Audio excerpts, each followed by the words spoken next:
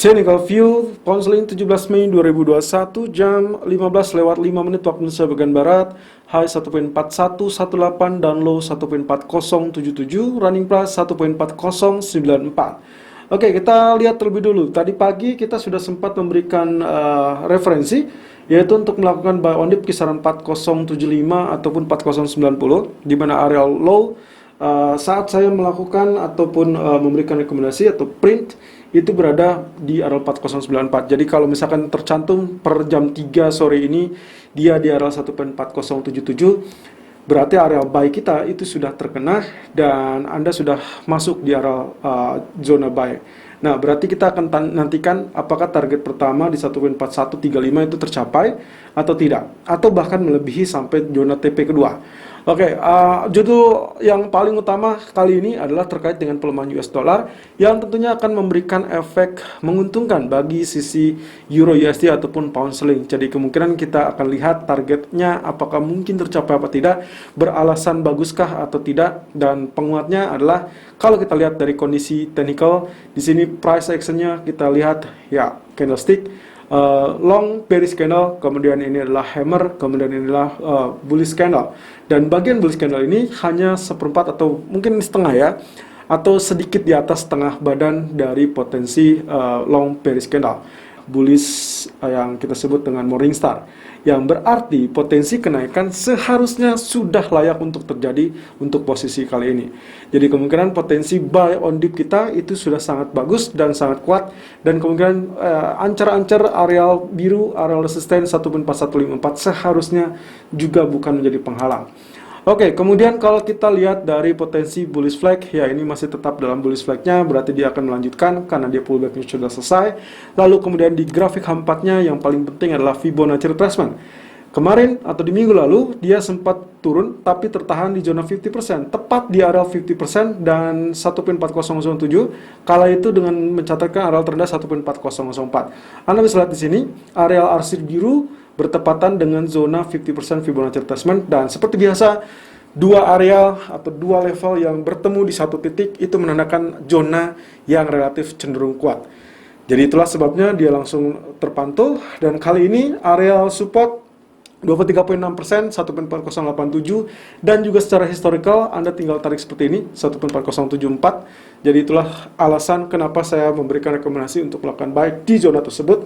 Dan kita lihat TP pertama seharusnya 1.4120 ataupun 1.4135. Jadi kalaupun misalkan sampai saat ini tertahan di 1.4118 sangat wajar. Lalu kemudian nanti kita bisa harapkan dia menembus zona Fibonacci retracement 0%, yang artinya nantinya kita akan menggunakan technical yaitu Fibonacci projection. Itu pun dengan catatan harus tembus terlebih dulu. Kalau itu tembus berarti kita akan melihat potensial targetnya itu dilihat dari expansion seperti demikian. Ya, ini adalah cara yang harus Anda ikuti, di mana setiap penembusan dari zona Fibonacci retracement 0% maka akan dilakukan atau dilanjutkan dengan penembusan dan tren kenaikan lanjutan. Ya, ini adalah bullish, ini correction, ini adalah bullish lanjutannya. Jadi kemungkinan area 1.4195 itu Fibonacci expansion 61.8% dan 100% di 1.4312. Jadi TP kedua kita 1.4180 masih cukup masuk dalam radar Fibonacci expansion tersebut. Selalu gunakan stop loss dan risk management sesuai dengan equity dan strategi trading Anda. Irfan untuk Agrodana. Technical View Euro USD 17 Mei 2021, jam 15:10 waktu Indonesia bagian Barat, high 1.2150, low 1.2125, dan running price 1.2138. Ya, sama halnya dengan Pound Sterling, kita juga akan lihat dari Euro USD sendiri bahwasanya tadi pagi kami sempat memberikan suggestion ataupun rekomendasi untuk melakukan buy 1.2110 dan juga 1.2125, dan guess what? Area low tepat berada di zona area buy kita 1.2125. Walaupun sebenarnya yang kita harapkan sebetulnya masih berada di bawah itu ya.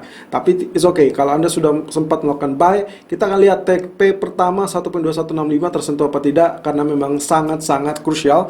Karena ini adalah area resisten psikologis 1.2168 ataupun 1.2173. Ya, kalau saya perpanjang, ini adalah teritori yang sebetulnya sempat beberapa kali mengalami hambatan di zona tersebut untuk melakukan kenaikan. kenaikan. Hanya sempat satu kali saja di sini di tanggal 25 Februari, yaitu sempat menyentuh 1.2240. Nah, kita lihat dari kondisi candlestick apakah dia bisa melanjutkan sampai TP kedua apa tidak. Kalau saya perbesar, ya, ini Anda lihat sendiri, ini sedang tren untuk kali ini. Sudah ada 2 atau 3 grafik kurang lebih yang berpotensi memiliki hal yang sama, yaitu long bearish candle ditemani dengan doji candle, atau ini lebih tepatnya kita anggap ini sebagai hammer, karena kalau kita sebut spinning top, ternyata dia agak relatif dekat di atas, sementara tail bawah jauh lebih panjang.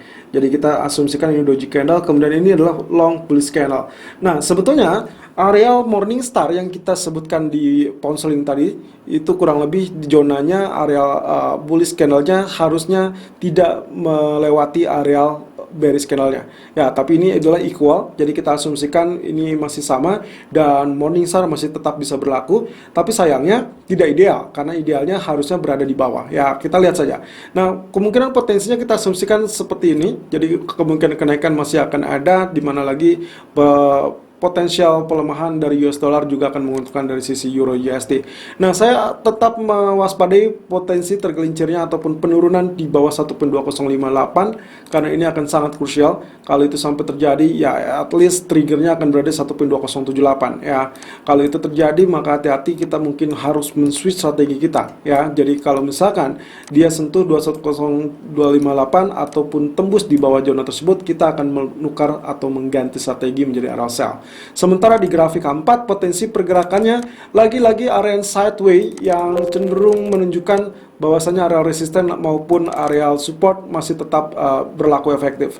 Jadi kita lihat di sini 1.2148, 1.2112, lalu kemudian ini adalah 1.2067. Ya, berarti pula dengan sangat singkat, kalaupun dia turun, saya harapkan penurunan hanya maksimum di area biru ini, lalu kemudian dia rebound dan menembus zona 1.2140 atau bahkan 1.2170. Itulah sebabnya zona buy on dip kita di pagi hari 1.2110 maupun 1.2125 seharusnya sudah layak untuk disentuh, dan ini adalah tinggal sisa kenaikan.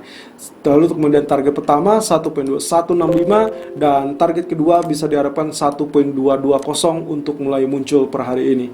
Untuk stop loss kita andalkan di 1.2055, di mana tadi sudah sampaikan bahwasanya saat dia sentuh atau bahkan tembus di bawah tersebut, kita akan mengganti strategi kita. Selalu gunakan stop loss dan risk management sesuai dengan equity dan strategi trading Anda. Irfan untuk Agrodana.